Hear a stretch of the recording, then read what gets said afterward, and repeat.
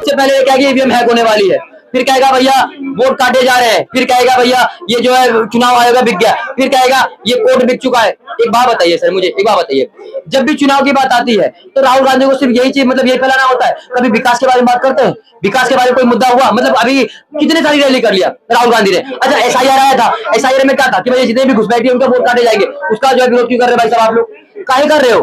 अरे भैया घुसपैठी को बाहर निकालना है ना, घुसपैठियों का विरोध क्यों कर रहे हैं? एक मिनट, इन्होंने कहा कि राहुल गांधी विकास पे क्यों नहीं बात करते हैं, सिर्फ यही नाम काटने में बात क्यों करते हैं? राहुल गांधी प्रधानमंत्री है क्या?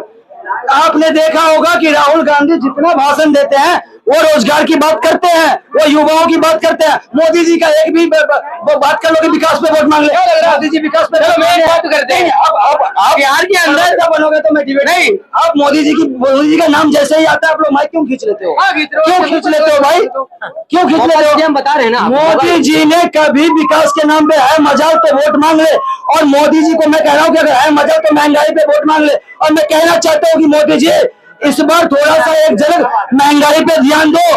हर कोई जो है अब सुनते रहिएगा, अब मेरी बात सुनिए। हाँ, कांग्रेस पार्टी जो है विकास पे वोट मांगे, बिल्कुल वोट मांगे।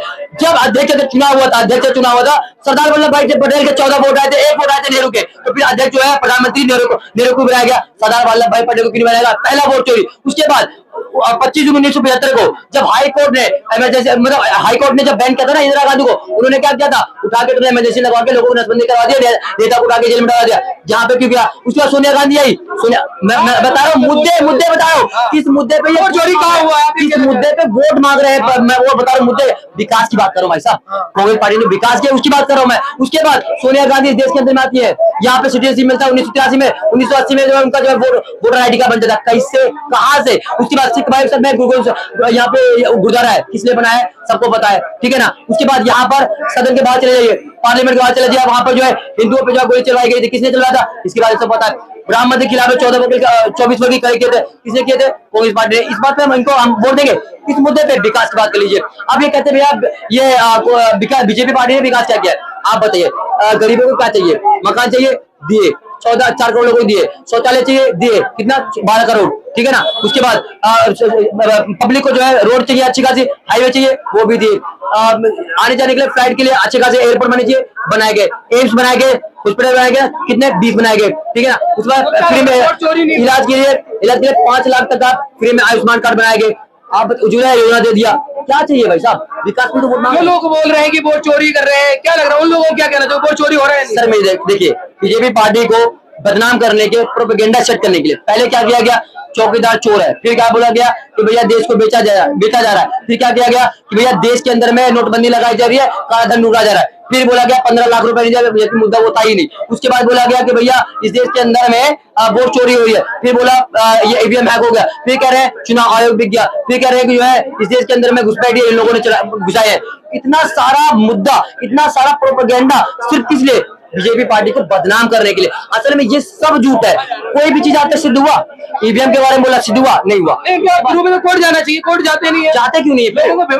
जाओ ना, फिर पब्लिक पढ़ी लिखी है। चाहे जितना भी आप प्रोपेगेंडा शेयर करा लो, ये साबित होने वाला है नहीं। पब्लिक खुद बोलेगी ये लोग पागल है, इन लोगों को पागल वाला काम करते हैं। भैया विकास पे तो मांगा नहीं है। पब्लिक का जो है हिंदू मुस्लिम करने का इस कांग्रेस पार्टी ने क्या किया है? तो इसलिए बोल रहा हूँ कि अब बीजेपी पार्टी आराम से बिहार के अंदर में दोबारा से आएगी और कांग्रेस पार्टी दोबारा से खत्म होने वाली, बीजेपी पार्टी दोबारा से आएगी। Thank you. भाइयों के कई लोग हमारे साथ जुड़े हुए लोग हैं। राहुल गांधी को सीरियस लेने की आवश्यकता नहीं है। राहुल गांधी तो ये जो अनार बम की बात करते हैं, अनार बम छोड़ेंगे, ये कोई सीरियस मैटर नहीं है। क्योंकि एक वोट चोर का मुद्दा उठा रहे हैं। वो कह रहे हैं कि मैं परमाणु बम छोड़ने वाला हूँ। भैया आपके परमाणु हाइड्रोजन बम जो भी है, इनका कहते ना पाकिस्तान के 250 ग्राम वाले जो परमाणु बम, उस तरह के इनके हाइड्रोजन बम रहेगा। और इससे पहले कर्नाटका हाईकोर्ट ने हाइड्रोजन बम फोड़ दिया है। उन्होंने कहा है, कर्नाटका के अंदर एक विधायक है, उनकी सीट रिकाउंटिंग करने की कही है और ये कहा है कि वो धांधलेबाजी से जीते हैं। वोट चोरी तो कर्नाटका में कांग्रेस ने की है। जो आज कांग्रेस इल्जाम लगा रही है चुनाव आयोग के ऊपर कि भैया ये वोट चोरी करते हैं, वोट चोरी करते हैं, धांधलेबाजी करते हैं, इनके तो धांधलेबाजी खुद ही सामने आ रही है।